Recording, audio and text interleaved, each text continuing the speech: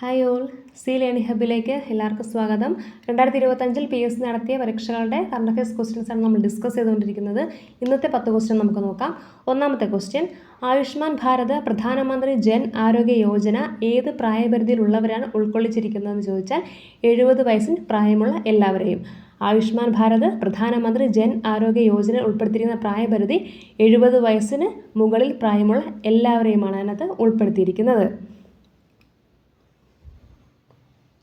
വിഴിഞ്ഞം തുറമുഖം സ്ഥിതി ചെയ്യുന്ന താലൂക്കാണ് നെയ്യാറ്റിൻകര. ലോക്സഭാ മണ്ഡലമാണെങ്കിൽ കോവളമാണ്. ഉദ്ഘാടനം ചെയ്ത 2023 ഒക്ടോബർ 15 പിണറായി വിജയൻ. രാജ്യത്തിന് സമർപ്പിച്ച 2025 മെയ് 2 നരേന്ദ്രമോദി. വിഴിഞ്ഞം തുറമുഖത്തെത്തിയ ആദ്യത്തെ കപ്പലാണ് ഷെൻഹുവ 15. രണ്ടാമത്തെ കപ്പലാണ് ഷെൻഹുവ 29. ആദ്യത്തെ മദർഷിപ്പാണ് സാൻ ഫെർണാണ്ടോ.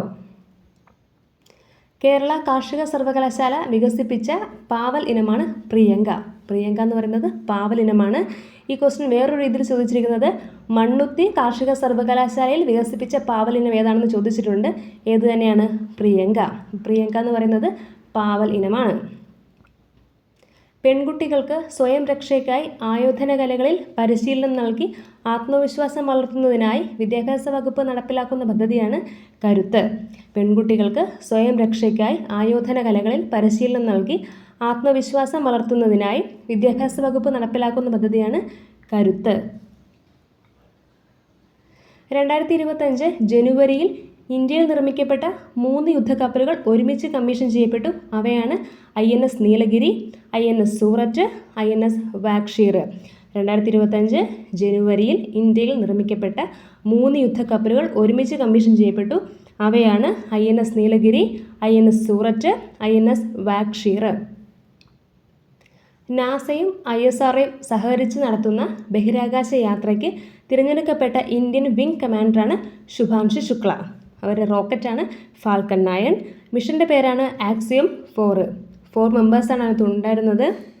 ലോഞ്ച് ചെയ്തത് 2025 ജൂൺ 25. അത് ഭൂമിയിലേക്ക് തിരിച്ചെത്തിയത് 2025 ജൂലൈ 15. എവിടെയാണ് ലാൻഡ് ചെയ്തതെന്ന് ചോദിച്ചാൽ പസഫിക് ഓഷ്യനിലാണ്. പുതുതായി ക്ലാസിക്കൽ പദവിയിലേക്ക് ഉയർത്തപ്പെട്ട ഭാഷകളാണ് മറാത്തി, പാലി, പ്രാകൃത്, ആസാമീസ്, ബംഗാളി. ഈ 5 ഭാഷകളാണ് പുതിയതായി ക്ലാസിക്കൽ പദവി ലഭിച്ചത്. 2024 ഒക്ടോബർ 3 ഇവയ്ക്ക് ക്ലാസിക്കൽ പദവി ലഭിക്കുന്നത്. ആദ്യമായി ക്ലാസിക്കൽ പദവി ലഭിക്കുന്ന ഇന്ത്യൻ ഭാഷയാണ് തമിഴ്. 2004. മലയാളത്തിൽ ലഭിക്കുന്നത് 2013 മെയ് 23. മുഴുവൻ 11 ഇന്ത്യൻ ഭാഷകൾക്കാണ് ക്ലാസിക്കൽ പദവി ലഭിച്ചിട്ടുള്ളത്. ഇന്ത്യയിലെ നിലവിലെ GST നിരക്കുകളാണ് 0%, 5%, 12%, 18% ആൻഡ് 28%.